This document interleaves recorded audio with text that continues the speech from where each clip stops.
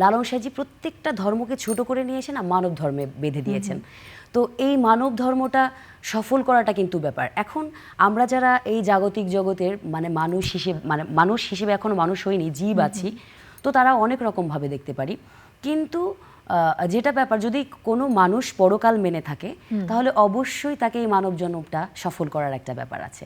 তো লালন সাঁইজি আসলে ওই পথটাই দেখিয়ে গেছেন যে কিভাবে মানব জন্মটা সফল করা যায়, যে সব ধর্ম বর্ণ নির্বিশেষে মানুষ শুধুমাত্র প্রেম ভালোবাসা, হ্যাঁ, এর মধ্যেই সাঁইজি আসলে ইয়ে করেছেন। তো এই জন্মটা সফল করাটা এতটাই জরুরি, মানে আমি ছোটবেলা থেকে আমার কাছে মনে হয় যে এতটাই জরুরি, এটা আসলে খুব জরুরি মানব জন্মটা সফল করা।